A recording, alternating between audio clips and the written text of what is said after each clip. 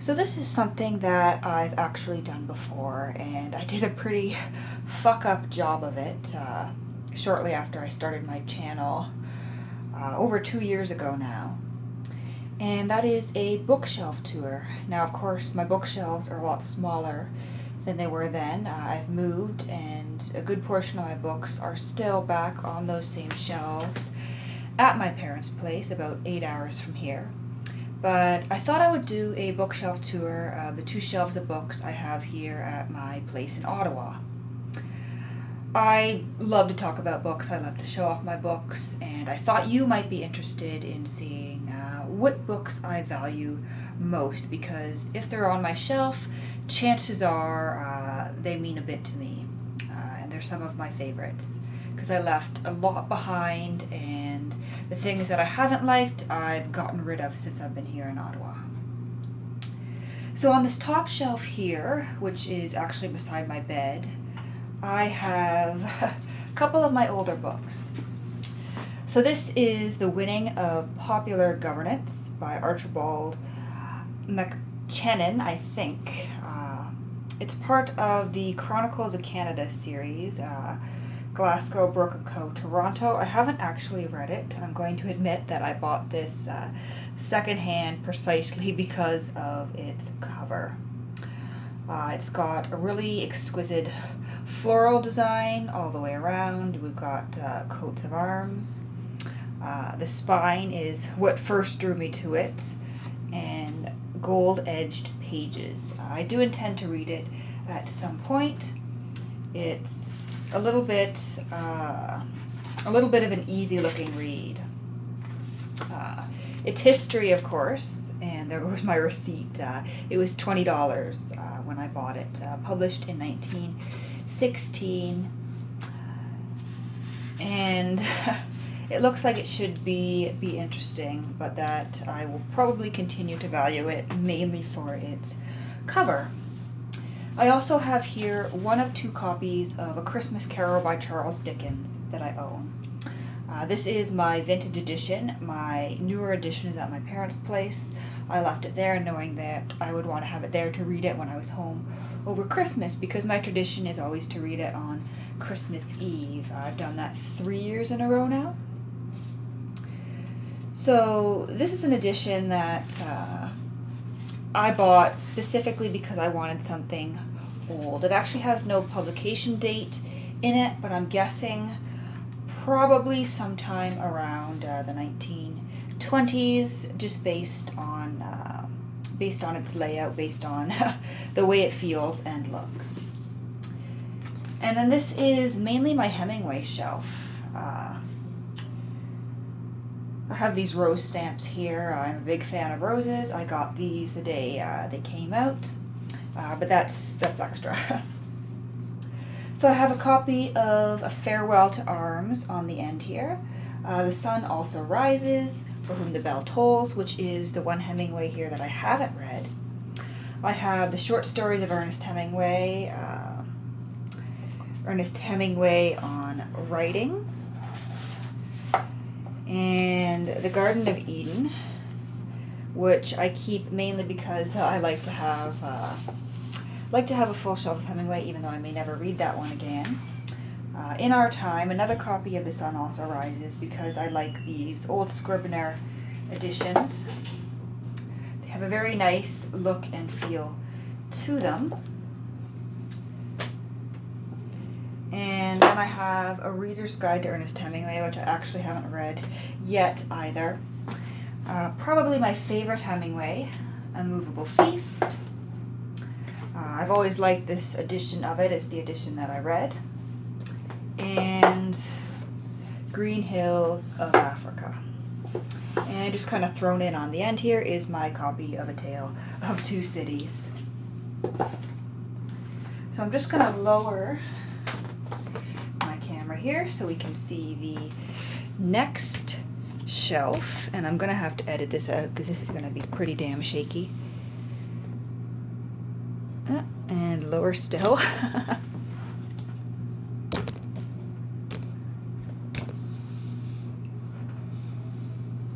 There we go. Oops.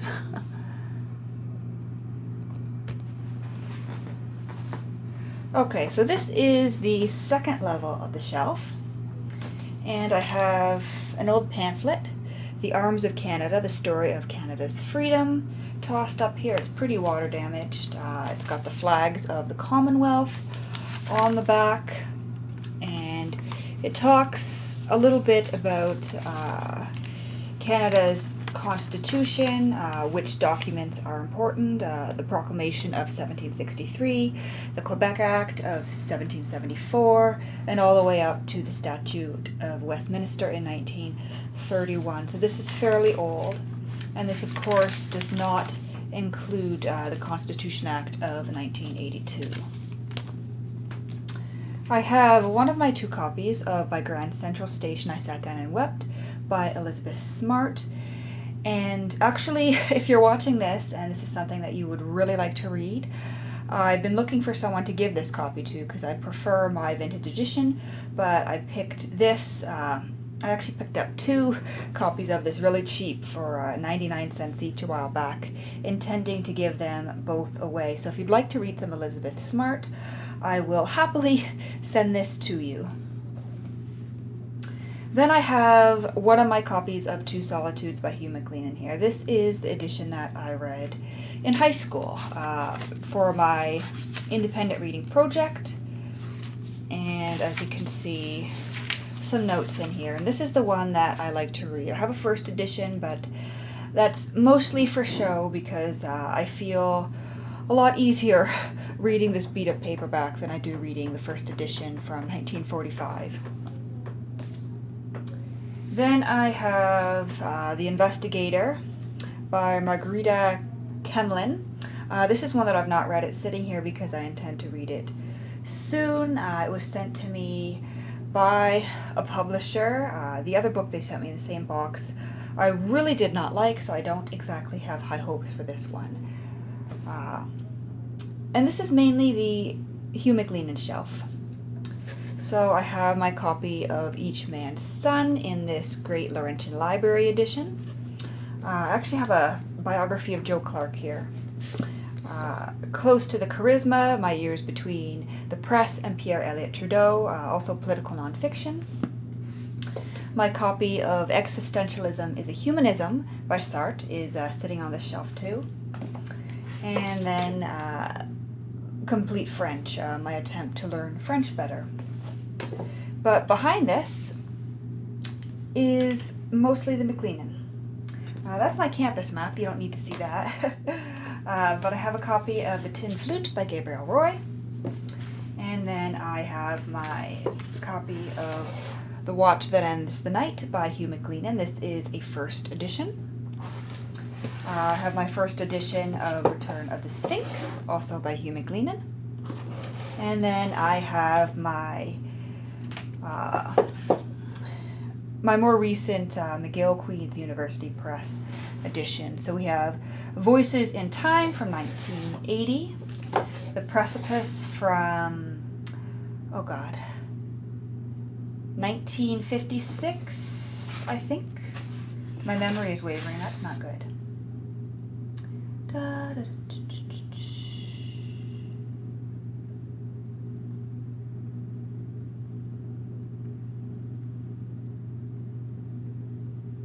Well, that's annoying. It doesn't actually say in this edition. But I have a first edition of The Precipice, which will remind me. The Watch That Ends the Night, also by Hugh MacLennan, and then Return of the Sphinx from 1967. I have Barometer Rising in a New Canadian Library edition. New Canadian Library only did Barometer Rising and Two Solitudes, but the McGill Queen's University Press did these four only. It's kind of spotty what you can get. You can't get all his novels in the same editions. I have his nonfiction work, a first edition of Seven Rivers of Canada, and it is actually signed by Hugh MacLennan in 1980. And then, as I said, I have my first edition of the precipice, and I'm just going to take a peek in here to remind myself of the publication date, 1948. I was about 10 years off, so my mind is wavering. The Scotsman's Return and Other Essays, also by Hugh MacLennan. An interesting collection of essays, nothing earth-shattering in there. Mostly personal anecdotes.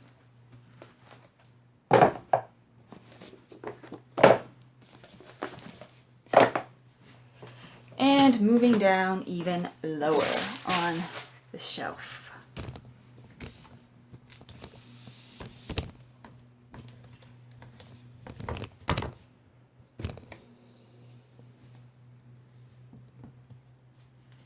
Okay, here we go.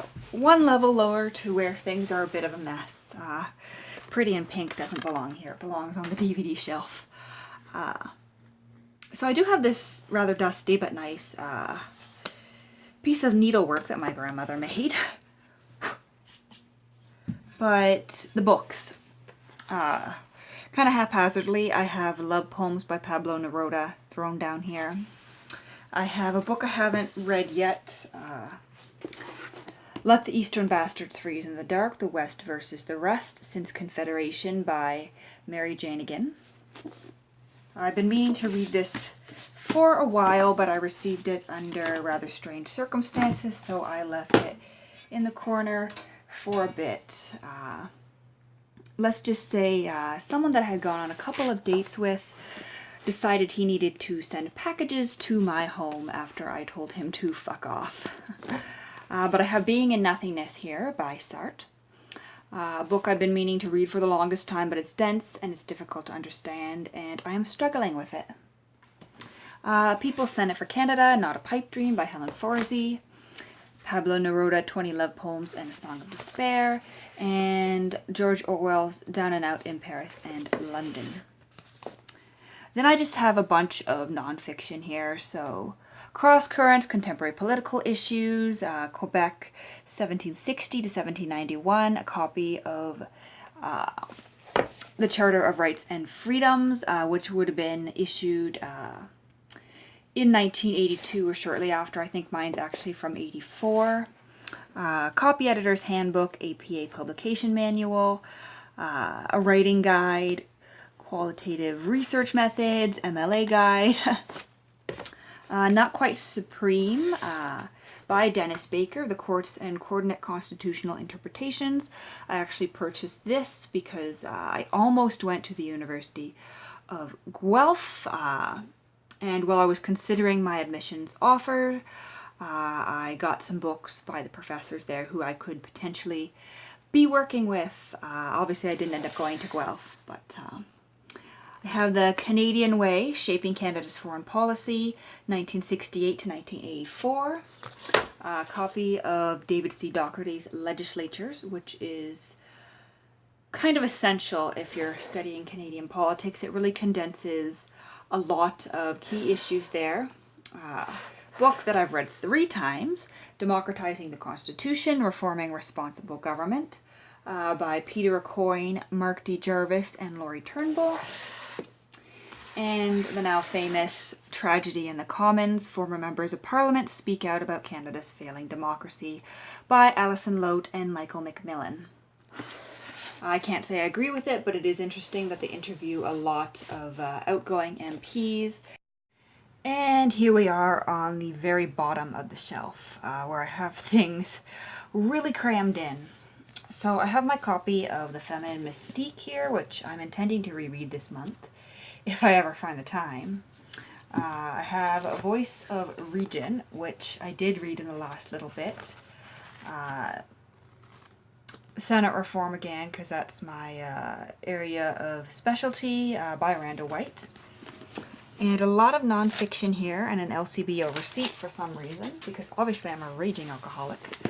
Receipts everywhere for wine. Let's see. Silent Spring by Rachel Carson, Introduction to Political Ideas, which was actually a first-year undergraduate textbook that I've kind of kept with me, even though it's absolutely useless and I should probably toss it, but it might come in handy if I'm up a creek sometime. So I'll keep it. Canadian Politics, 5th edition, which, interestingly, it was one of my undergraduate textbooks, and it was written by Rand Dyke, who I've actually had some interactions with since coming to Ottawa. He is a professor at Carleton University, where I go. Essentials of Comparative Politics by Patrick O'Neill. The Young Vincent Massey just fell off the shelf by Claude Bissell. Haven't read that one yet. Canadian Regime, An Introduction to Parliamentary Government in Canada, 6th edition. The Battle of London, Trudeau, Thatcher, and the Fight for Canada's Constitution. This is, of course, talking about Trudeau Sr., Pierre Trudeau. And this would be about the patriation of Canada's Constitution in the 1980s. The Shouting Sign Painters by Malcolm Reed. The Worldly Years, The Life of Lester Pearson, 1949 to 1972. I have been stalled on this John English biography about midway through since last summer. The Charter of Rights and Freedoms, 30 plus years of decisions that shape Canadian life by Ian Green. This is a great book to read if you're interested in charter politics or the Supreme Court at all. Interculturalism, A View from Quebec by Gerard Bouchard. Constitutional Amendment in Canada, edited by Emmett McFarlane. I've been meaning to get into this. I bought it because McFarlane is a former professor of mine, and I still have not read it, and I really should. The Canadian Constitution by Adam Dodek. This, of course, contains the Constitution with some notes from him that theoretically make it easier to understand. Another book by McFarlane, Governing from the Bench, the Supreme Court of Canada, and the Judicial Role. I am actually midway through this one. I found it kind of boring. Probably shouldn't say that about a former professor of mine, but Paris 1919, which I've yet to read. And then we have The Beauty Myth by Naomi Wolf, which I haven't read yet. Young Trudeau, 1919 to 1944, Son of Quebec, Father of Canada, by Max and Monique Nemney, translated by William Johnson. This is one of the biographies in a series by this author about Pierre Elliott Trudeau, former Prime Minister of Canada. Just Watch Me. One of the biographies in John English's series of biographies about Trudeau. This is 68 to 2000, so from the time he became Prime Minister to his death. This one I have read as well. Max and Monique's second volume of Trudeau's biography. This is 44 to 65, The Shaping of a Statesman. I read this as well, and I should actually get those two side by side. And then here we have The History of Canada series, The Last Act, Pierre Trudeau, The Gang of Eight, and The Fight for Canada by Ron Graham. This is kind of a special book for me. I only actually bought this edition last fall, but I read it when I was in high school, and it is what sparked for me my interest in the Charter and constitutional politics, in Canadian politics as a whole, really, in terms of nonfiction books.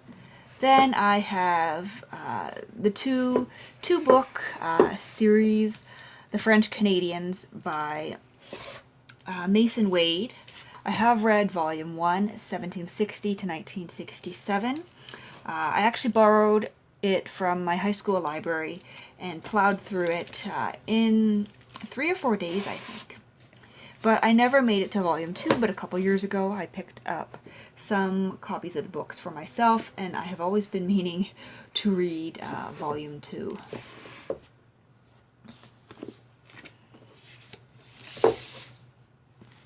And there are a couple more books off to the side. Just let me get all this stuff back on the shelf for now, in no particular order. As you can see, I'm not too picky about where I put my books, as long as they all fit. That's why things end up being a little bit mismatched at times. But off to the side there, I have another book on Pierre Trudeau, Pierre Trudeau and Canadian Foreign Policy. That one I have not read yet. And then I have a couple of poli-sci textbooks, one on foreign policy, the other on globalization and world politics. So that is my first bookshelf, and I will likely do a video at a later date showing you my second bookshelf, which has most of my fiction on it. Over there is where I've got all my Simone de Beauvoir, my Gabriel Garcia Marquez, things like The Bell Jar, Gone with the Wind, my Camus, my Isabel Allende, so on and so forth. Anyway, hope you enjoyed this. It's really warm here in Ottawa, so I'm going to get out and enjoy the weather here today.